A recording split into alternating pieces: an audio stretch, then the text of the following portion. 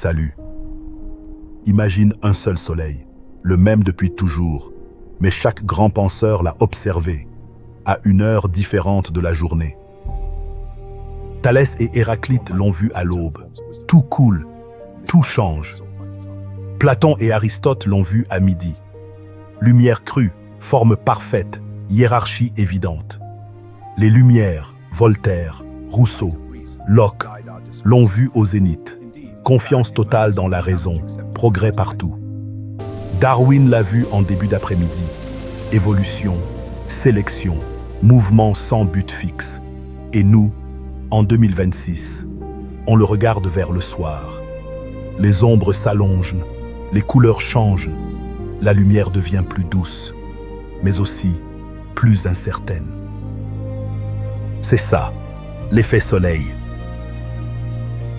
Quand on met les penseurs côte à côte, sans comprendre l'heure à laquelle ils parlaient, on a l'impression de contradictions partout. Aristote dit le contraire de Darwin. Rousseau et Voltaire se détestent.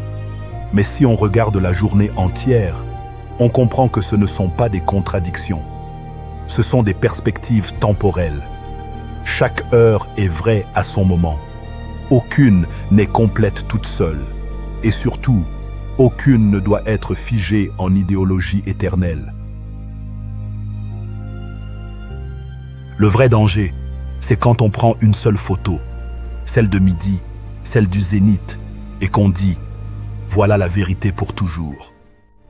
C'est comme ça qu'on transforme Platon en technocrate, Aristote en conservateur rigide, les Lumières en dogme du progrès obligatoire, ou Darwin en justification de la compétition sauvage.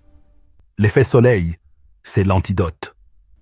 On remet chaque penseur à son heure, et ensuite on demande « Et nous, à notre heure, qu'est-ce qu'on voit de nouveau ?»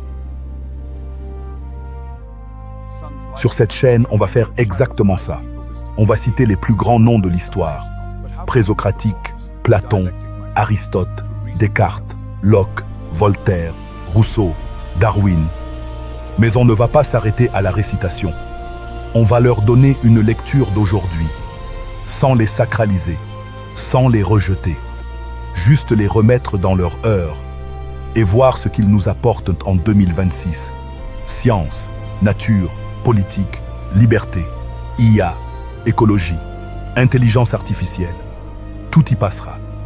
Parce que la vraie philosophie n'est pas dans les livres anciens. Elle est dans ce que la nature nous montre maintenant. Bienvenue dans l'effet soleil, la philosophie vivante, la philosophie qui ne fige jamais le soleil, mais qui suit son mouvement.